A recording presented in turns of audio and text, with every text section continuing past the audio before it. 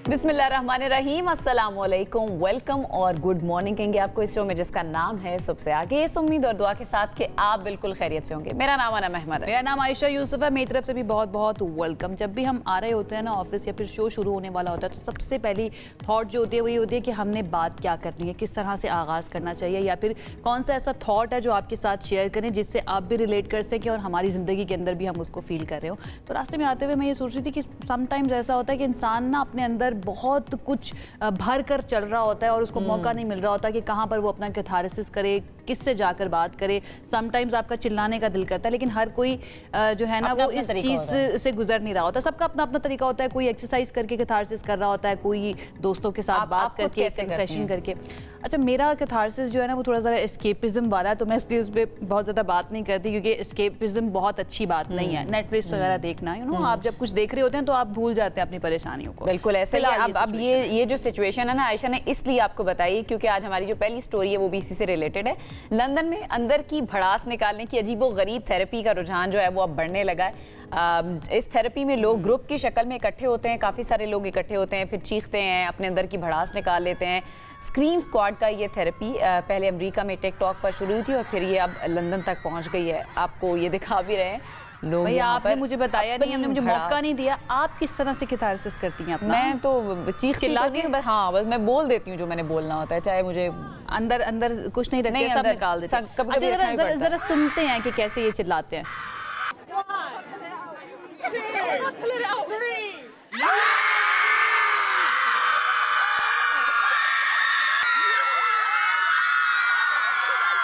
अब पता नहीं ये कैथारसिस हो रहा है, ये सुनने वाले जो ना वो फ्रस्ट्रेटेड हो जाएंगे इस तरह का नॉइज पोल्यूशन हो रही है या कैथारसिस हो रहा है। बट आई हर्ड कि ये बहुत ज़्यादा आपको फ़ायदा भी देता है, आप बहुत हल्का भी महसूस करते हैं। तो अगर आपने ट्राई करना है ना तो किसी ऐसी जगह पर जाकर ट्राई करें जहाँ पे लोग आपको पागल ना समझे या फिर आपकी मदद के लिए भागना ना चाहिए। इसीलिए उन्होंने जगह बना दी ना, एक जगह पे सारे इकट्ठे हो जाए, अलग अलग अपनी छतों पर। आपको लगता है यहाँ पे भी होना चाहिए पाकिस्तान में? मेरे ख्याल से यहाँ लोग वैसे निकाल लेते हैं, उनको निकल जाता है कहीं ना कहीं। क्या निकल जाता है? भड़ास निकल जाती है उनकी, कहीं ना कहीं उनको जरूरत नहीं है इस तरह की। मुझे ऐसा लगता है कि हम दोनों को मिलकर शुरू करना चाहिए। वैसे हम इसके बारे में सोचते हैं, then will let you know अगर हम ये डिसाइड करते हैं। अच्छा जी, कैथारसिस कुछ लोग इस तरह से भी करते हैं कि वो दिल के अंदर कोई बात रखते ही नहीं। अगर उनको कोई बात बुरी लगी ना तो वो बोल देते हैं कि भाई आप मुझे बिल्कुल अच्छे नहीं लगे। ये कहा अमेरिकी सदर डोनाल्ड ट्रंप ने ऑस्ट्रेलियाई सफीर और साबिक वजीर आजम केविन रड से मुलाकात के दौरान, और उन्होंने उनके मुंह पे सीधा आप मुझे बिल्कुल पसंद नहीं है ये उन्होंने बात की। जैसे हम हमेशा ये जुमला इस्तेमाल करते हैं, ये बोल रहे थे ट्रंप बीइंग ट्रंप, और वो वाकई उस चीज़ को वो प्रूव भी कर रहे होते हैं कि भाई मैं जैसा हूँ ना। उनकी जो शख्सियत है, मेरे ख्याल से पूरी दुनिया में ऐसी कोई शख्सियत नहीं है। किस तरह से उन्होंने कहा कि तुम मुझे पसंद नहीं हो, जरा सुनते हैं। Anything about him. I mean, if he said bad, then maybe he'll like to apologize. I really don't know. Did an ambassador say something bad about him? Don't tell me. I don't. Where is he? Is he still working for you? Yeah. You said bad? Before I took this position, Mr. President. I don't like you either. I don't. And आज इसमें सबसे interesting बात पता है मुझे क्या लगी कि ट्रंप जो है ना उन्होंने एक ये चीज़ की है कि हुक्मरान मुमलिकत के बारे में हमेशा ये समझा जाता है कि वो बहुत ही ज़्यादा अनअप्रोचेबल है या बिल्कुल आप रिलेट नहीं कर पाते उनसे ना। ट्रंप बिल्कुल ऐसा लगता है यार हमारे जैसे इंसान है, कहीं पर भी कोई भी बात कुछ भी बोल दो, जो फील हो रहा है आपने अंदर नहीं रखना, बस बोलो, चाहे वो आगे सामने कोई साबिक वजीर आजम ही खड़ा हुआ है या कोई भी। जस्ट इमेजिन अगर पाकिस्तान में इस तरह की सिचुएशन हो तो सबसे पहले बात होती कोई सिफारती मामलात या सिफारती जो अकदार हैं उनका ख्याल। ट्रंप ने पहले भी एक दफा वैसे ज़ेलेंस्की के साथ भी किया था, जब वो मुलाकात करने के लिए गए थे। उन्होंने कहा ये क्या पहन के आ गए हो, ये कोई तरीका ही है पहन के आने का। ये तो बिल्कुल ऐसे जैसे आपकी जो है ना ड्राइंग रूम के अंदर बैठकर बात हो रही है, लेकिन ड्राइंग रूम में भी कुछ ना कुछ मोरालिटीज और कर्टेसीज का ख्याल रखा जाता है। अच्छा जी, आगे बढ़ते हैं। एक और सरबराहाने मुमलिकत की बात करते हैं। इंडियन प्रेसिडेंट द्रौपदी मुर्मू का हेलीकॉप्टर हेलीपैड में फंस गया, और ये वीडियो जो थी बड़ी ही वायरल भी इस वक्त हो रही है सोशल मीडिया के ऊपर। हो सकता है आप लोगों ने भी देखी हो, नहीं देखी तो हम आपको दिखा देते हैं। सदर के हेलीकॉप्टर के पहिए जो हैं वो केरला के राजीव गांधी इंडोर स्टेडियम के हेलीपैड में धंस गए, जिसकी वजह से हेलीकॉप्टर फंस कर रह गया और उसे बहुत मुश्किल से निकाला गया। ये धक्के लगा रहे हैं हेलीकॉप्टर को, कोशिश कर रहे हैं कि इसको निकाला जाए। ये मैं पहली दफा मंजर देख रही हूँ क्योंकि हेलीकॉप्टर को भी धक्के लगते हैं, गाड़ियों बाइक्स को तो हमने देखे हैं, रिक्शों को धक्के लगते हुए देखे हैं। ऑलवेज द फर्स्ट टाइम आपने पहली मरतबा देखी है। मेरे ख्याल से पूरी दुनिया ने शायद पहली दफा देखा होगा। बहरहाल जी हेलीकॉप्टर के धंसने का वाकई मैं तो पहली दफा देख रही हूँ। तो बस फिर निकल गए होंगे यहाँ से, निकाल दिया था अल्हम्दुलिल्लाह, शुक्र है वो उड़ नहीं रहा था। खैर उड़ते हुए धंसता तो नहीं, लेकिन हेलीकॉप्टर्स या फिर जहाँ पर प्लेन्स की और तैयारों की बात आती है ना, तो सरबराहान मुमलिकत काफ़ी डरते भी हैं इस सिचुएशन से। हम भी खैर डरते हैं, सिर्फ वो अकेले नहीं हैं। चीन के शहर ल्यूयान की बात करते हैं, जहाँ की फ़ज़ाएँ जगमगा उठी, आसमान पर रंग बिरंगी रोशनियों का ऐसा खूबसूरत नज़ारा देखा गया जिसने देखने वालों को हैरान कर दिया। तो थोड़ी सी हैरानी आपको भी दिलाते हैं। ये देखें, आसमान के अंदर दरख्त जो है, वैसे हम सिर्फ इसको सोच सकते हैं, इमेजिन कर सकते हैं, उन्होंने बनाकर वो दिखा भी दिया। और क्या ही खूबसूरत नज़ारा, शानदार नज़ारे हैं। अब ये तकरीबन 16,000 ड्रोन्स जो हैं वो इस्तेमाल किए गए और इन ड्रोन्स ने मिलकर आसमान पर एक बुलंदो बाला दरख्त आपने देखा कि वो बनाया, फिर फूल की शक्ल ये खूबसूरत सी बनाई, चांद बनाया। ये मनाजिर जो है ना बड़े ही खूबसूरत है। मुझे ऐसा लगता है ये वाले जो एक्टिविटीज़ हैं, ये वाले फेस्टिवल्स जो हैं, उनमें मुझे लगता है कि ये चीजें पाकिस्तान में होनी चाहिए। अच्छा, चीन ने हम देखना चाहते हैं। 2 गिनेस वर्ल्ड रिकॉर्ड्स भी बना लिए हैं इस ड्रोन शो के दौरान। लेकिन इंपॉर्टेंट बात यह है कि यहाँ से आप ये सोचें कि जब तक ये इमेजिन ना किया गया होता तब तक ये बनाया नहीं जा सकता था। तो यहाँ से तखय्युल या इमेजिनेशन की इम्पोर्टेंस जो है ना वो पता चलती है कि हर चीज़ को डेटा की तरह, नंबर्स की तरह नहीं देखना चाहिए। हमें वक्त निकालना चाहिए अपने आप के साथ और कुछ चीज़ें इमेजिन भी करनी। इमेजिनेशन के बाद जो इम्प्लीमेंटेशन है वो भी बड़ा अच्छा था। जो पूरी टीम ने काम किया, मेरे ख्याल से वो दाद की मुस्तहक है। जी आगे बढ़ जाते हैं। भारत से फिर से हम खबर देंगे स्मॉग से मुताल्लिक। आपको पता है नहीं, इस खबर पे दाद देनी है, नहीं दाद तो नहीं देनी बनती, वो मैं बताऊंगी बाद में वो क्या क्या बनता है इनके ऊपर। बहरहाल जी स्मॉग आपको पता है कि इजाफा हो रहा है और भारत की तरफ से जो आलूदगी जो हमें नज़र आ रही है वो फिर ज़ाहिर है इधर भी शिफ्ट हो रही है। लाहौर आलूदा तरीन शहरों की फहरिस्त में आपको पता है कि कल हम बात कर रहे थे कि दूसरे नंबर पर, आज पहले नंबर पर आ गया है। तो AQI में 1 पॉइंट का जो है वो फ़र्क, लाहौर का AQI जो है वो अब 253 और दिल्ली का 252 रिकॉर्ड किया गया है। यानी एक नंबर से जो है वो दिल्ली दूसरे और लाहौर जो है पहले नंबर पे है। बहरहाल जी पहले पे रहे, दूसरे पे रहे, तीसरे पे रहे, हम चाहते हैं कि रहे ही ना, इस फहरिस्त में हमारा नाम ही ना हो। तो फिर भी हम पहले पे हम क्या कर सकते हैं इसमें? हुकूमत से कल भी हमने इस पर सेगमेंट किया था। डेफिनेटली आने वाले वक्त में जब तक ये स्मोक का मामला चल रहा है तब तक हम करते ही रहेंगे। गवर्नमेंट तो अपने काम कर रही है लेकिन इसमें वक्त लगेगा। करना ये है कि अपने आप को महफूज रखना है, कोशिश करनी है कि मास्क का इस्तेमाल ज़्यादा से ज़्यादा करें। अगर बाहर जाना ज़रूरी नहीं है तो बाहर जाने को अवॉइड करें। बच्चों के लिए मुझे बहुत ज़्यादा फील होता है क्योंकि बच्चों को नहीं पता कि उन्होंने अपने आप को कैसे महफूज रखना है, तो पेरेंट्स की रिस्पॉन्सिबिलिटी बड़ी बढ़ जाती है। तो बच्चों का ख्याल रखना बहुत ज़्यादा। आगे सर्दी भी आ रही है, खुश्क सर्दी है, आपने हर लिहाज से बच्चों को बचाना है, तो स्मॉग तो और खतरनाक हो सकती है। जनाब आगे बढ़ जाते हैं, मुल्की सियासत की थोड़ी सी बात कर लेते हैं। नए वजीर आला खैबर पख्तूनख्वा सुहेल आफरीदी, जिनकी जानिब से विफाक को बुलेट प्रूफ गाड़ियां वापस करने के फैसले ने हंगामा बरपा कर दिया। उन्होंने कहा कि हमें ये गाड़ियां नहीं चाहिए हैं। विफाक में कई वज़रा ने उन पर शदीद तनकीद भी की है और इसे एक गैर संजीदा तर्ज अमल करार दिया है। इसके साथ साथ वजीर आला बलोचिस्तान मीर सरफराज बुगटी, उन्होंने इस मौके पर कहा है कि अगर KP गवर्नमेंट को ये गाड़ियां नहीं चाहिए या उन लेने से इनकार कर रही है तो कोई बात नहीं, हमें बलोचिस्तान को दे दें। और मोहसिन नकवी साहब जो हैं वजीर दाखिला, उन्होंने ये दरख्वास्त मान भी ली है।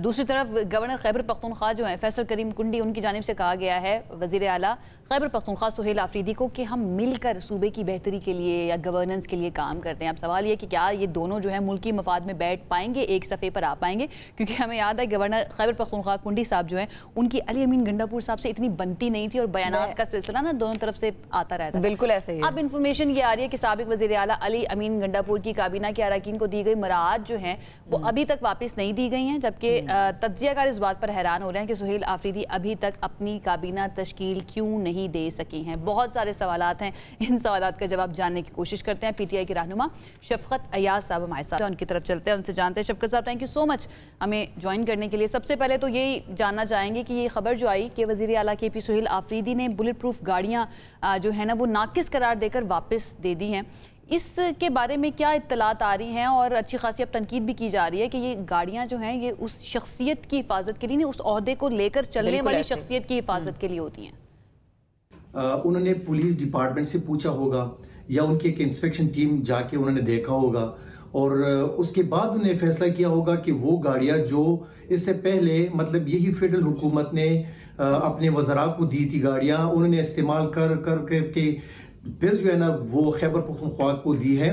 तो मेरे ख्याल से CM साहब जो है ना वो आपको पता है कि वो खुददार बहुत ज़्यादा है, तो उसने ये सोचा होगा कि जब हमारी पुलिस इतनी कुर्बानियाँ दे रही है, हमारा खैबर पख्तूनख्वा इस वक्त दहशतगर्दी से मुकाबला कर रहा है, हमारे लोग यहाँ पे मर रहे हैं, फिर आप पुलिस को ऐसी गाड़ियाँ दे रहे हैं कि जिसकी 4-5 साल हो चुके हैं। आप मुझे बताएं कि बुलेट प्रूफ गाड़ियों की टायरें जो है वो 3 साल के बाद तो वो काम की नहीं रहती, तो फिर कैसी वो गाड़ियाँ जो है ना आप दहशतगर्दी के खिलाफ इस्तेमाल कर सकते हैं। मेरे ख्याल से ये एक अच्छा फैसला है और हम इनको अप्रिशिएट करते हैं कि हम वो किसी की तरह मांगने वाले लोग तो नहीं हैं कि हम किसी से मांग की जो है चीजें लें। अगर ये हमें ना भी दे, हमें कोई जरूरत नहीं है, हम खैबर पख्तूनख्वा की हुकूमत खुद से भी बुलेट प्रूफ गाड़ियां पैदा करके जो है ना दहशतगर्दी में। अगर आप ये कह रहे हैं कि ये गाड़ियां ठीक नहीं है, तो फिर तो बलूचिस्तान हुकूमत को भी नहीं मांगनी चाहिए थी। उन्होंने क्यों मांगी है? क्योंकि आपको पता है कि बलूचिस्तान में भी दहशतगर्दी के वाकयात पेश आ रहे होते हैं, फिर तो ये वहां के लिए भी नाकारा होंगी।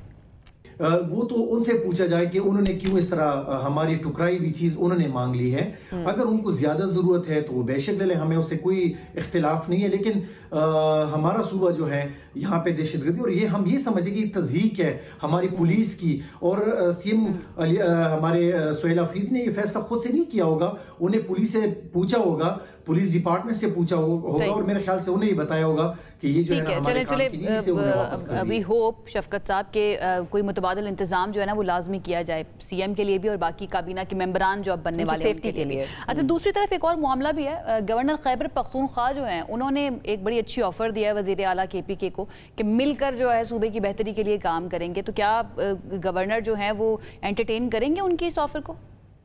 देखें, अगर गवर्नर साहब ने बात की है तो हम अप्रिशिएट करते हैं, लेकिन बात यह कि उनके हाथ है क्या, मतलब वो तो अपनी मर्जी से जो है हमारी सीएम साहब से वो ओथ लेने के लिए तैयार नहीं थे।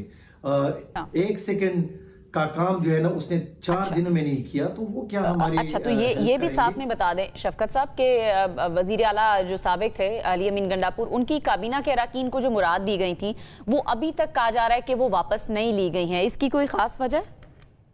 देखें, पहली बात तो ये है कि कोई भी हमारा मिनिस्टर जो है मतलब कौन सी चीज़ इस्तेमाल कर रहे हैं, मतलब गाड़ी आप, ये बहुत छोटी मोटी बातें हैं। और सीएम साहब ने जाहिर बात है उन्होंने काबीना बनाना है, तो काबीना बनाएगा तो वही गाड़ियाँ और वही चीज़ें उनको मिलेंगी। और वैसे गाड़ियाँ इस्तेमाल होती हैं काम के लिए। अभी जब मिनिस्टर ने जाना नहीं है ऑफिस, किसी जगह विजिट नहीं करना, तो मेरे ख्याल से वो कोई इस तरह की चीज़ इस्तेमाल नहीं कर रहे, ना ऑफिस इस्तेमाल कर रहे हैं, ना कोई उनका PUL इस्तेमाल कर रहे, तो मेरे ख्याल में ये गलत बात है। और वैसे भी 1-2 दिन की बात है, जब हो जाएगा तो ये सारी चीजें शफकत साहब, ये आपकी राय है? क्योंकि आम देखने वाले जो हैं या फिर जो पाकिस्तानी है आम, ये उसके टैक्स का पैसा है, और डेफिनेटली टैक्स के पैसे जिनके इस्तेमाल हो रहे होते हैं वो सवाल करने का हक भी रखते हैं कि अगर हमारे लिए इतने मसले मसाइल हैं तो फिर ये क्यों इस्तेमाल किए जा रहे हैं उनके टैक्स के पैसे को गलत तरीके से, जो कि लीगली भी जायज़ नहीं है। खैर, शेर अफजल मरवत साहब जो है उनका एक स्टेटमेंट आया है शफकत साहब, वो कहते हैं कि PTI के अंदर ये कल्चर है कि पानी पीने की इजाज़त भी अगर आपको चाहिए तो वो भी आपको मांगनी पड़ेगी, और गंडापुर साहब ऐसा नहीं करते थे इसलिए उनके साथ ये सलूक किया गया। इस पर आपकी क्या राय है? देखिए, शेर अफजल मरवत साहब की बात से मैं इत्तेफाक इससे नहीं करता कि शेर अफजल मरवत ने इससे पहले बहुत ज़्यादा जलसे किए थे पार्टी में, उसका एक रोल था मुतहर्रिक। तो क्या उन्होंने कभी किसी जगह पे खान साहब से पूछा था कि मैं इस तहसील जा रहा हूँ, डिस्ट्रिक्ट जा रहा हूँ या नहीं जा रहा? तो मेरे ख्याल से ये गलत है। हाँ, हम अपनी लीडर की इज़्ज़त बहुत ज़्यादा करते हैं, हम कोशिश करते हैं, उन्हें हम पे ये इम्प्लीमेंट नहीं किया, लेकिन हम खुद से जो है ना पूछते हैं खान साहब से। CM साहब पे उन्होंने एक एहसान किया कि एक मिडिल क्लास से उस बंदे को उठाया है।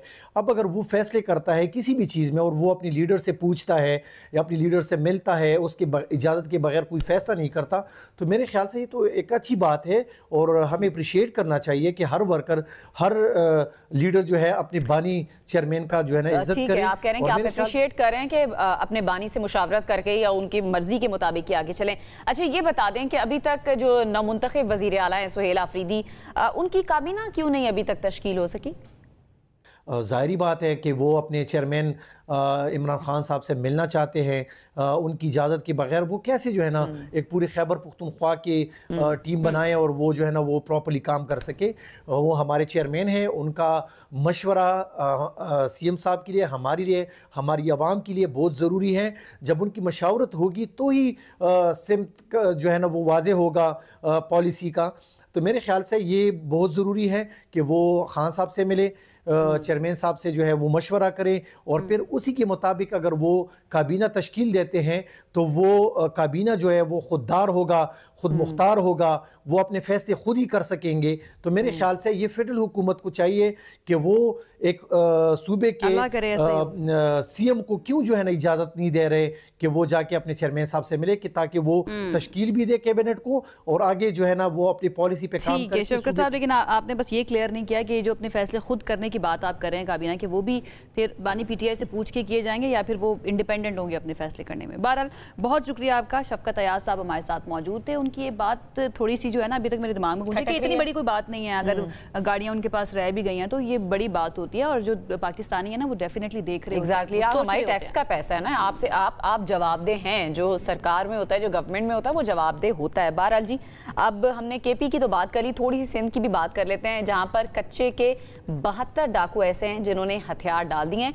और सिंध हुकूमत की जानिब से डाकुओं की सरेंडर जो पॉलिसी है 2025 की तकरीब पुलिस लाइन शिकारपुर में हुई, जहां पर डाकुओं ने खुद को पुलिस के हवाले कर दिया और डाकुओं की जानिब से जदीद असलहा भी जो है वो जमा करा दिया गया है। जदीद असलहे में था क्या क्या ये भी जरा बता देते हैं। क्लैशनकोव्स थी, रॉकेट लॉन्चर से एंटी एयरक्राफ्ट गन समेत दीगर हथियार जो हैं वो भी वहां पर शामिल थे। इस मौके पर जो वज़ीर आला सिंध है ज़िया लंजार, उन्होंने वाज़ेह किया कि सरेंडर करने वाले जो हैं उनके साथ कानून के मुताबिक सलूक किया जाएगा और हुकूमत चाहती है कि वो पुरअमन शहरी बने। साथ ही सिंध हुकूमत कच्चे के लोगों को नौकरियाँ, तालीम, बेनज़ीर इनकम सपोर्ट प्रोग्राम और बुनियादी सहूलियात भी फराहम करेगी।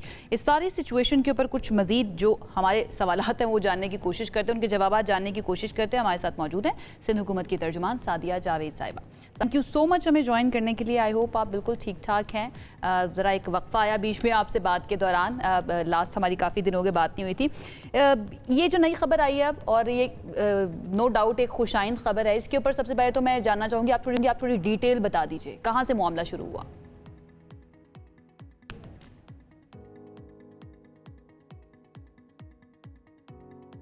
सादिया, हम आपको सुन नहीं पा रहे हैं। कैन यू हियर अस? चलें कोशिश करते हैं कि सादिया से एक मरतबा फिर से रब्ता करें, देयर इज सम इशू। लेकिन अच्छी खबर है ये, लेकिन अब सवाल इसके अंदर ये भी होता है कि अब जो उनके खिलाफ कानून के मुताबिक या उनको कानून के मुताबिक लाने की जो कोशिश की जाएगी, उसके अंदर जो मुद्दत, किसकी मुद्दत के अंदर ये मुकदमा दर्ज होगा, क्या रियासत उसके अंदर अहम किरदार अदा करेगी? हमारे साथ सादिया आ चुकी हैं, उनसे बात करते हैं। सादिया बताइएगा। हाँ जी, thank you very much. Good morning. बहुत दिनों के बाद आप लोगों को मैंने ज्वाइन किया है, लेकिन एक छोटा सा कमेंट जो पीटीआई केपी के गवर्नमेंट के जो भी वो तर्जुमान थे वो बात कर रहे थे और मुझे हंसी आ रही थी क्योंकि वो तो सबका मजाक उड़ाते थे और कि सरकारी वसाइल का इस्तेमाल किया जा रहा है और अब कह रहे हैं कि कोई बात नहीं, जब नए वजीर आएंगे तो वो जो है वो गाड़ियां वापस हो जाएंगी जब तक पुराने इस्तेमाल करते रहे। वो तो ये पार्टी तो एंटी प्रोटोकॉल हमेशा कैंपेन करती रही है। अच्छा जी, जो आपका सवाल है, आवाज आ रही है? जी बिल्कुल आ रही है, आप कंटिन्यू कीजिए, बताइए। अच्छा जी, जो आपका सवाल है कच्चे के जो कल सरेंडर 2025 गवर्नमेंट ऑफ सिंध ने कराया है ये डकॉइट्स का, जब पाकिस्तान पीपल्स पार्टी की ये गवर्नमेंट सूबे में कायम हुई 2024 में, तो आपको याद होगा कि प्रेसिडेंट आसिफ अली जरदारी साहब ने एक सखर में इजलास किया था लॉ एंड ऑर्डर के मुतालिक, स्पेशली कच्चे के डाकुओं के हवाले से उनको ब्रीफिंग दी गई थी। उन्होंने उस वक्त सिंध गवर्नमेंट को ये हिदायत की थी कि आप कोई मरबूत पॉलिसी के साथ आए ताकि ये जो मसला है हमेशा के लिए खत्म किया जाए। उसके बाद सिंध गवर्नमेंट ने पहले तो कुछ ऑपरेशंस किए जिसमें हमें बहुत कामयाबी हुई। बहुत सारे लोग हेड मनी के साथ जो थे डकॉइट्स उनको मारा गया पुलिस और रेंजर्स की कार्रवाइयों में। उसके बाद पुलिस ने और रेंजर्स ने एक मजबूत प्लान दिया कि जी इनके साथ इनके जो भी सरपरस्त हैं उनके साथ हमें डायलॉग करना चाहिए और हमें एक इनिशिएटिव लेना चाहिए कि ये लोग जिंदगियों में वापस आ सकें, नॉर्मल लाइफ गुजार सकें। और उस इनिशिएटिव में सिंध गवर्नमेंट ने बिल्कुल पूरी तरह से सपोर्ट किया। होम मिनिस्टर साहब ऑन बोर्ड थे, पुलिस अफसरान ने अपनी जिंदगियों को खतरे में डाला, रेंजर्स भी मौजूद थी, बाकी भी लॉ एनफोर्समेंट एजेंसीज ने सपोर्ट किया और बातचीत के जरिए ये अमल जो है वो करने में बिल्कुल सही है। सादिया साहिबा, वहाँ के जो कच्चे के रहने वाले लोग हैं, अब चूंकि जो बुनियादी सहूलियात देने की बात कर रही है सिंध गवर्नमेंट, वो कब से इम्प्लीमेंट होना शुरू हो जाएगा ये वाला मंसूबा, और किस तरह से उनको सहूलियात दी जाएंगी और कौन कौन सी सहूलियात का वादा किया गया, ये भी बता दें थोड़ा सा। देखें, जाहिर सी बात है क्योंकि उन इलाकों में जो ये कच्चे का इलाका है, सक्खा डिवीजन और लाड़काना डिवीजन में, वहाँ जो है वो रोड इंफ्रास्ट्रक्चर पे ऑलरेडी काम शुरू कर दिया गया है। कनकोट कश्मोर ब्रिज जो कि एक बहुत बड़ा इनिशिएटिव है, वो वहाँ काम हो रहा है। बाकी जो सब रोड्स हैं उनको जो है उन पे काम शुरू कर दिया गया है। बाकी वहाँ जाहिर सी बात है बुनियादी सेहत की सहूलियात का फुकदान है, उसको सिंध गवर्नमेंट फौरी तौर पर पूरा करेगी। वहाँ स्कूल्स और इसके अलावा बेनजीर इनकम सपोर्ट के तहत औरतों को रजिस्टर किया जाएगा ताकि फौरी तौर पर। अच्छा सादी साहब, मैं इस सरेंडर पॉलिसी के बारे में ज़रा थोड़ा सा मैं चाहूँगी कि थोड़ा सा मज़ीद आप रोशनी इसके ऊपर डालें। ये जितने भी अब कच्चे के डाकू आकर हथियार डाल रहे हैं, बेसिकली तो इनके पास्ट को अगर देखा जाए तो वो क्रिमिनल्स रह चुके हैं, तो फिर रूल ऑफ लॉ के लिए क्या किया जाएगा? क्या इनके खिलाफ कार्रवाइयाँ की जाएंगी या फिर इनको इम्यूनिटी दे दी जाएगी? इसके ऊपर थोड़ी सी रोशनी डालें और फिर दीगर अहम पॉइंट्स हैं उन पर भी मैं चाहूँगी कि आप बात करें ज़रा। नहीं जी, इम्यूनिटी इस तरह नहीं दी जाएगी, कोई आम माफी का ऐलान नहीं किया गया है। ये इनको गवर्नमेंट जो है वो अदालतों में पेश करेगी, अदालतों में इनका ट्रायल चलेगा, अदालतें जो फैसला करेंगी, जो सजाएं मुकर्रर करेंगी, ये सजाएं पूरी करेंगे और उसके बाद जो है और इन केसेस को परसू सिंध गवर्नमेंट खुद करेगी या फिर वो लोग भी सामने आएंगे जिनके प्यारों की जानें इन कच्चे के डाकुओं ने ली थी, क्या उनको भी शामिल किया जा सकता है? हाँ वो शामिल हो सकता है? जी बिल्कुल, अगर कोई फैमिली सामने आएगी तो सिंध गवर्नमेंट उसको भी सपोर्ट करेगी, लेकिन बाकी खुद सिंध गवर्नमेंट ये कोर्टों में इनके इनकी सरेंडर के बिहाफ पर जाएगी और सिंध गवर्नमेंट खुद इनिशिएटिव लेगी। जो भी सजाएं मुकर्रर होंगी वो सजाएं पूरी होंगी, उसके बाद एज नॉर्मल सिटीजन्स ये रह सकते हैं। इनको रिहैबिलिटेशन की जरूरत होगी, रिहैब की जरूरत होगी, क्योंकि जाहिर सी बात है एक क्रिमिनल माइंडसेट था जिसको खत्म करने के लिए प्रोटेक्शन ऑफ देयर फैमिली। तो सादिया, ये जो जितने भी कच्चे के डाकू हैं, इनकी फैमिलीज के प्रोटेक्शन के लिए क्या किया जाएगा, या उनको भी कहीं ना कहीं कानून के उसमें लाया जा सकता है, कानून के दायरे में?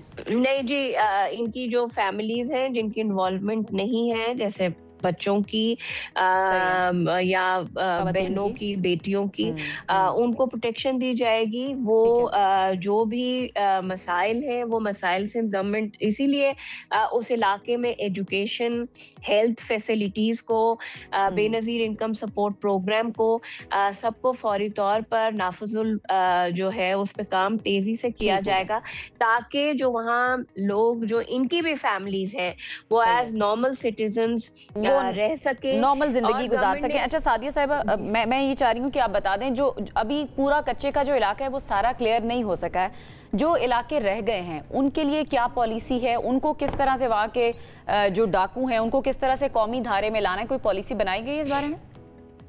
जी देखिए, एक कल बहुत बड़ी तादाद 72 के करीब डॉकर्स ने जो है वो हथियार डाले हैं। कुछ जो ऑपरेशंस हुए हैं जिनके ऊपर हेड मनी थी वो पहले ही पुलिस एक्शन के उस पे जो है या गिरफ्तार हुए हैं या मारे गए हैं। अब जो बाकी हैं, अगर आपने कल की तकरीब पे सुना हो तो होम मिनिस्टर साहब ने उनसे भी कहा है जो बाकी है कि अगर आप हथियार डालेंगे तो गवर्नमेंट आपको वैसे ही सपोर्ट करेगी जैसे हम इनको सपोर्ट कर रहे हैं। लेकिन अगर आप सपोर्ट नहीं करेंगे तो आपके खिलाफ भरपूर एक्शन होगा। रेंजर्स और पुलिस जो है वो आपको नहीं छोड़ेगी। जो जिस तरह कानून, यानी सादिया, अगर मैं सही समझ रही हूँ तो ये पॉलिसी जो है, ये जितने भी कच्चे के डाकू हैं उनको ये वॉलंटरीली सरेंडर की दावत दे रही है कि आप आकर सरेंडर कर ले, और अगर नहीं किया जाता तो फिर आपके खिलाफ कार्रवाई की जाएगी। ये बता दीजिए, ये policy for the time being है, एक मखसूस मुद्दत के लिए है, या फिर ये कायम इसी तरह से रहेगी? नहीं जी, ये बिल्कुल इसीलिए बनाई गई है कि ये कायम रहेगी ताकि ये जो कई दिहाइयों का, देखें आपको ये बात पता है कि ये कई दिहाइयों का मसला है। बहुत दफा ऑपरेशंस हुए हैं लेकिन खातिर खा हुकूमत को कामयाबी नहीं हुई है। वक्ती तौर पर टाइम बीन थोड़ा सा एरिया क्लियर हो जाता था और वो, लेकिन पाकिस्तान पीपल्स पार्टी की 2008 के बाद से इन डॉकर्स के खिलाफ, पहले तो आप दादू 7 पे भी बाय रोड रात को ट्रैवल नहीं कर सकते थे, लेकिन खुदा का शुक्र है कि अब ये सिर्फ सखर और लाड़काना डिवीजन के कुछ एरिया से इस पॉलिसी के नफाज के बाद जो है, जिन इलाकों में इन कच्चे के डाकुओं की वजह से अमन अमान का मसला था या लोग जाते हुए डरते थे, वहां पर कुछ बेहतरी आ सके और वंस एंड फॉर ऑल ये मसला हल हो सके। बहुत शुक्रिया सादिया जावेद साहिबा हमारे साथ मौजूद थी। और सिंध हुकूमत की जानिब से जो पॉलिसी है कच्चे के डाकुओं के लिए कि आप आकर वॉलंटरीली खुद से आके सरेंडर कर देते हैं तो आपके साथ फिर भी थोड़ा बहुत कोऑपरेट किया जा सकता है। और जो नहीं करेंगे उनके खिलाफ ज़ाहिर है फिर वो कानून के मुताबिक कार्रवाई होगी। और जिस तरह सादिया साहिबा ने भी क्लियर किया है कि जो सरेंडर कर रहे हैं वो भी कानून से दूर नहीं है, या उनको ऐसा नहीं है कि उनकी सजाएं माफ हो जाएंगी जो उन्होंने क्राइम किए हैं। इम्यूनिटी नहीं है। हाँ बिल्कुल ऐसा ही है, उनको सजाएं होंगी या बाकायदा उनका ट्रायल होगा, जो भी प्रोसीजर होगा वो पूरा फॉलो किया जाएगा। अभी हमें एक ब्रेक की तरफ जाना है, ब्रेक से वापस आएंगे, मजीद बात करेंगे, हमारे साथ रहिए। ब्रेक के बाद आपको कहेंगे खुशामदीद। आपको बताया कि पाकिस्तान और जनूबी अफ्रीका के दरमियान जो मैच जारी था वो अब पाकिस्तान की इनिंग्स जो है वो खत्म हो गई और पाकिस्तान ने 138 रन जो हैं वो बनाए और पाकिस्तान की पूरी टीम आउट हो गए, ऑल आउट हो गए हैं और कोई खास स्कोर भी नहीं बना सके। इमामुल हक की मैं बात करूं तो 9 रन उन्होंने बनाए, अब्दुल्ला शफीक ने 6 बनाए हैं, शान मसूद 0 पर आउट हुए हैं, बाबर आजम ने कुछ मुजामत दिखाई है, वो 50 रन उन्होंने बनाए हैं, सऊद शकील 11, इसी तरह मोहम्मद रिजवान 18 और सलमान अली आगा ने 28 रन बनाए। तो कोई खातिर खा कोई कंट्रीब्यूशन हमें किसी की नजर नहीं आई। हमारी तवक्कुआत हालांकि इसके बरक्स थी, हमारी कोशिश ये थी, दिल ये था कि वाइट वॉश कर दे साउथ अफ्रीकन टीम को, लेकिन अभी तक ऐसा नहीं हो पाया और 68 रन का सिर्फ टारगेट दिया गया जो कि बहुत ही आसान लग रहा है इस सारी सिचुएशन पर। और इसके अलावा भी क्रिकेट से रिलेटेड और क्रिकेटर से रिलेटेड हमारे सवालात हैं, उनके जवाब जानते हैं। हमारे साथ मौजूद है मुही शाह साहब, आप सब उनको जानते हैं, क्रिकेट एनालिस्ट हैं। शाह साहब बहुत शुक्रिया ज्वाइन करने का। एक्सपेक्ट यही कर रहे थे आप जो हुआ? मैं तो खैर कोई फाइट बैक एक्सपेक्ट कर रहा था। मैं समझा था शायद आज पाकिस्तान कम से कम नहीं है तो 120-30 रन की लीड ले ले, और इतना हो सकता था। मैं नहीं समझता कि नहीं हो सकता था। बाबर की विकेट बड़ी क्रूशल थी, आते सहित ही वो आउट हो गए। जिस तरह अगेन वही जो बॉल विकेट की तरफ आता है, ऑफ स्पिनर का बॉल होता है या लेफ्ट आर्म स्पिनर का बॉल होता है, वो खेलने में उनको प्रॉब्लम हो रही है। और अगेन उसी तरह वो LBW हुए। अच्छा नहीं लगा कि बाबर कल अच्छा खेल रहे थे और उम्मीद थी कि शायद बड़ा स्कोर करें, नहीं कर सके। ये कोई मतलब है कि रीजन आपको क्या लगे पहले और दूसरे टेस्ट के अंदर? क्या ये सिर्फ पिच का डिफरेंस आपको लगा या फिर स्ट्रैटेजी मुख्तलिफ थी? नहीं, मेरा ख्याल है देखें, ये बड़ी इंटरेस्टिंग आपने बात की। हमने वो वहाँ पे खिलाया बिल्कुल स्क्वायर टर्नर पे। ओके। वो बहुत ज़्यादा टर्न कर रहा था। यहाँ जब कैशिफ मरा जाए ना इस टेस्ट में, तो हमने अपनी तरफ से स्ट्रेटजी प्लानिंग हमने चेंज की। हमने समझा कि थोड़ी सी कम स्पिन होगी तो शायद हमारे बैट्समैन खेल लेंगे। ये गलत स्ट्रेटजी थी, याद रखिएगा। वही वाला टर्नर अगर यहाँ भी बनाया जाता तो साउथ अफ्रीका मुश्किल में ज्यादा होता, आप ज्यादा कंफर्टेबली खेलते। ये जो पहली इनिंग में तो लेकिन ठीक ही खेला 333। नहीं, मेरा ख्याल है जी वो भी कम था। पहली इनिंग जब आपको एक अपॉर्चुनिटी मिल गई पहले बैटिंग करने की, पहले ही बैटिंग करने का सबसे इजी जो टाइम होता है वो पहले खासकर पिंडी स्टेडियम में जब आप ग्रास नहीं होती तो वो पहले बैटिंग कर, वहां आपको 450 करना था और करना चाहिए था। अच्छा, वहीं से हम शॉर्ट ऑफ रन्स। जी, अगर वो 4.5, फिर आपने क्या किया, उनको अलाउ किया, आखिरी 2 विकेट्स पे उन्होंने इतना स्कोर किया 178 कि आप मतलब मैं हर एक जो देख रहा था वो स्टन हो गया, वो बिल्कुल शॉक में चला गया कि अगर हम रबादा को नहीं आउट कर सकते, अगर हम उनके टेल एंडर्स को नहीं आउट कर सकते, कैशव महाराज को हम आउट नहीं कर सकते, they are just tail enders, वो तो सीधी मारते हैं, क्यों विकेट नहीं निकल रही। एग्जैक्टली। लेकिन मैं बैटिंग की दोबारा से बात करना चाहूंगी, जो बैटिंग लाइन, अब बाबर रन चलो 50 रन फिर भी बना दिए, लेकिन ये है कि क्रिटिक्स उनको अलग से कह रहे होते हैं कि ये सेल्फिश अप्रोच है कि अपने 50 बनाए, अपनी वो रिकॉर्ड्स में डाला और दैट इज इट। आजकल 50 कुछ नहीं है जी, मैं सच्ची बात आपको बताऊं, वो रिकॉर्ड्स में आ जाता ना, इतनी 50s हैं, इतने 100s हैं, कोई फायदा नहीं, उसका फायदा नहीं। देखें, आपकी वहां टीम में होने का फायदा जब तक आपकी टीम को नहीं है कुछ भी नहीं है। अगर आप यहाँ पे 150 रन बनाते या आप 100 करते, आप जो टेल है या आप जो लोअर ऑर्डर बैट्समैन है उनके साथ चलते खेलते आगे तक जाते, फिर पता लगता है कि आपने टीम के लिए जिम्मेदारी का भी एहसास होता ना कि आप सीनियर प्लेयर हैं और आप बेहतर परफॉर्म करें। कोई मैटर नहीं करता जितना बड़ा प्लेयर हो, जब तक वो टीम के लिए काम नहीं आएगा कुछ नहीं होगा। तो लेकिन टीम के लिए तो मोइशा साहब कोई भी काम नहीं आया। बाबर की तो मैं इसलिए भी बात कर रही हूँ, 50 उन्होंने बना दिए हैं, फिर भी कंट्रीब्यूट कर दिया है। बाबर का क्या कसूर है, उन्होंने हाँ, मैं वही कह रही हूँ, उन्होंने तो कंट्रीब्यूट कर दिया है, लेकिन बाकियों की भी तो कुछ जिम्मेदारी थी ना। इवन रिजवान भी कुछ नहीं। अब देखिए ना, हमारे जो ओपनर हैं क्या कर रहे हैं, कोई कंट्रीब्यूशन नहीं। फिर ये इमामुल हक की बात कर रहा हूँ, अब्दुल्ला शफीक की बात कर रहा हूँ। आप मतलब है कि मुझे नहीं समझ आती कि ये हम कंसिस्टेंटली इनको चांस भी देते हैं, थोड़ा चले भी जाते हैं, फिर वापस हम बुला लेते हैं, लेकिन कंट्रीब्यूशन है सॉलिड कोई भी नहीं है। इमाम ने पहले टेस्ट में तो दी थी कंट्रीब्यूशन, उन्होंने 93 समथिंग बनाए थे, 93 किया ना। अब 4 इनिंग में अगर आप एक 90 बना लेते हो तो कंसिस्टेंट नहीं है ना जी। फिर उसमें आपकी टीम इस तरह तो नहीं है ना कि एक दफा आप बना लोगे और सीरीज में बस वही स्कोर है, शान मसूद एक 80 कर लेगा तो वही स्कोर है, इसके बाद स्कोर नहीं है। ये कंसिस्टेंटली आपको खेलना पड़ता है। 50 आप पे ड्यू होती है if you are among the top 6 players, top 6 batters of the team। मतलब आप 6 में हैं तो आप पे ड्यू है कि हर इनिंग में आपने 50 करनी है, हर इनिंग में आपने 50 करनी है। ये आपका एक मतलब एक बेंचमार्क होता है बैट्समैन के लिए, वो नहीं हो रहा है जी। मतलब पाकिस्तान नहीं हो रहा, तो फिर सिलेक्शन किस बेस पर हो रही है? अब 42 रन पे आपने 6 विकेटें गंवाई हैं। आज जो 6 विकेटें गिरी हैं, 42 वो आप 96 पे आपकी 5 विकेट गिरी। हाँ जी, और उसके बाद लाइन लग गई, आप देखें 138 पे सारी टीम। अब ये तो फिर जिम्मेदार किसको ठहराएं शाह साहब, कौन जिम्मेदार है फिर इस परफॉर्मेंस का? मैं तो समझता हूँ जी, हमारी जो सिस्टम है ना, वो सिस्टम जब मैं कहता हूँ तो उसमें ये होता है कि आपके जो फर्स्ट क्लास लेवल पे आप कोचेज आपने लगाए हुए हैं ना, वो इस काबिल नहीं है कि टेक्निक बेहतर कर सकें। अंडर 19 लेवल पे जो आपने कोचेज लगाए हुए हैं ना, वो इस काबिल नहीं है कि प्लेयर की जो यंगस्टर है, नया आता है इस प्रोफेशन में, प्रोफेशन ही है ना, क्रिकेट खेलना भी एक प्रोफेशन है, उसमें नया जब आता है तो उसकी टेक्निक को जरा बेहतर कर सकें, उसको थोड़ा अच्छा करके उसको फर्स्ट क्लास क्रिकेट के लिए प्रमोट करें। अच्छा, सेलेक्टर्स के ऊपर भी काफी ज्यादा बात हो रही होती है। लाइक कल भी हम डिस्कस कर रहे थे, हमारे साथ हसन रजा साहब मौजूद है जिन्होंने यंगेस्ट प्लेयर थे, जिन्होंने डेब्यू किया, एंड देन हमारे पास आसिफ आफरीदी हैं जिन्होंने अब आकर डेब्यू किया है।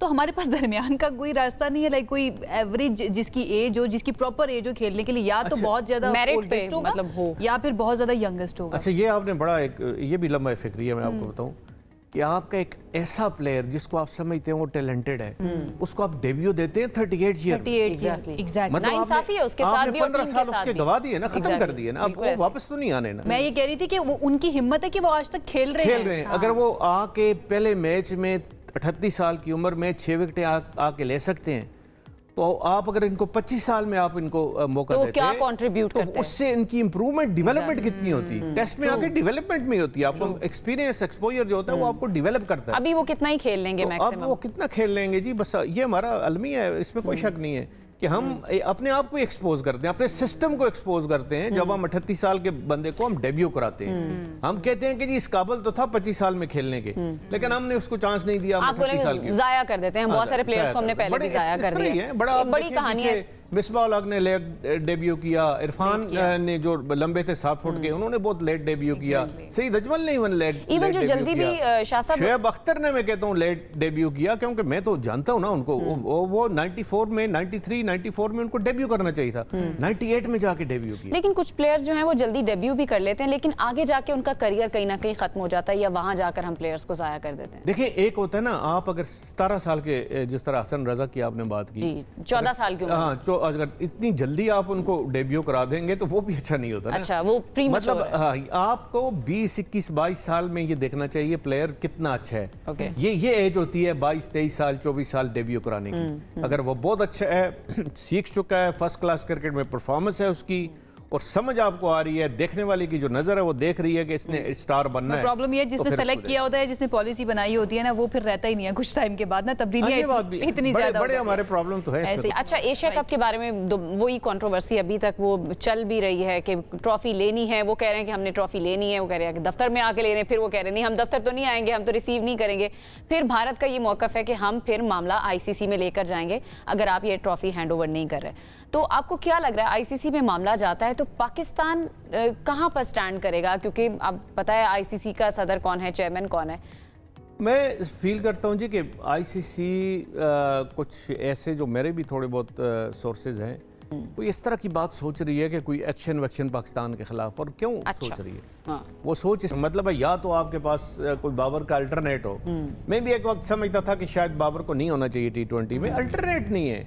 आपकी बैटिंग किस तरह स्ट्रगल कर रही है। मैं इस पूरी 4 इनिंग्स में आप देखें कि आपके आखिरी 5 या 6 प्लेयर्स ने कितना कंट्रीब्यूट किया है। 17 रन कोई एवरेज निकालें तो कोई एवरेज नहीं बनती। 42 रन 6 आउट। आप मतलब इन्फॉर्मेशन ये आ रही थी शाह साहब कि सलमान अली आगा भी अगेंस्ट है कि उनको वापस नहीं आना चाहिए, और आकिब जावेद साहब जो है वो भी अगेंस्ट है, तो फिर वो मान गए हैं कि कोई ऑप्शन ही नहीं है। आकिब जावेद नहीं चाह रहे थे, लेकिन माइक हसन भी है ना जी, माइक हसन ने टीम खिलानी है, तो माइक हसन ने थोड़ा अपना जोर डाला और उन्होंने कहा जी बाबर की जरूरत है। अगर बाबर की जरूरत उस वक्त नहीं हो सकती जब आपके पास अल्टरनेट हो, कोई और अच्छा बैट्समैन हो, चले नया यंगस्टर कोई हो जिसका पता हो कि जिसने कंट्रीब्यूट करना है। अब तो हमें पता ही नहीं है कि कोई हम में से इनमें से मतलब 20 और खेल लेंगे और अच्छी तरीके से खेलेंगे, ये बात। अच्छा, ये एक और भी तब्दीली हुई है, शाहीन आफरीदी को जो है वो कैप्टन बना दिया गया। उस डिसीजन को आप किस तरह से देख रहे हैं?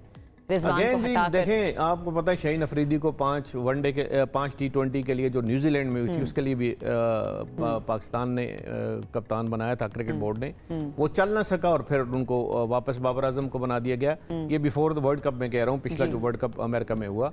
लेकिन अब बात यह है कि आपने अगर कोई कप्तान बना लिया है, पहले तो मेरा ख्याल है कि अभी कप्तान नहीं बनाना चाहिए था, और मिड ऑफ द सीरीज कप्तान कभी भी नहीं बनाते। आप उधर टेस्ट मैच खेल रहे हैं, आप एक अनाउंस कर रहे हैं, उसका बिल्कुल बॉडी लैंग्वेज ही चेंज हो जाती है। जिसको आपने हटाया मोहम्मद रिजवान को, उसका भी एक प्रेशर आ गया, वो भी अपसेट हो गया, स्कोर फिर इस तरह की बातें हो रही हैं। बड़ी कोई साइंटिफिक किस्म का एक्सपेरिमेंट कर रहे होते हैं, और ये कोई पहली दफा नहीं हुआ, ये भी हम जानते हैं। टाइमिंग ठीक नहीं होती। पहले भी जब शाहीन को बनाया गया था इसी तरह की ज्यादातर टाइमिंग, और आज भी मैं कहता हूँ कि टीम भी अनाउंस करनी थी तो आज सुबह सुबह अनाउंस न करते, मेहरबानी करके मैच खत्म होता उसके बाद आप कर लेते। राइट टाइम पे करना चाहिए था। ठीक है मोहित शाह साहब, बहुत बहुत शुक्रिया, आप हमारे साथ मौजूद थे। नाजरीन, मैं जो हुआ वो तो आपने और हम सब ने देख लिया है, बस अब उम्मीद ही करते हैं कि जल्द से जल्द वो भी आउट हो जाएं, फिर हम। अच्छा, माइक हैसन ये कह रहे हैं कि बाबर आजम की जरूरत है टीम को, और पाकिस्तानियों को जीत की जरूरत है। लेट्स होप उनकी वापसी जो है ना उनके लिए भी अच्छी हो और पाकिस्तान की क्रिकेट टीम के लिए भी अच्छी हो।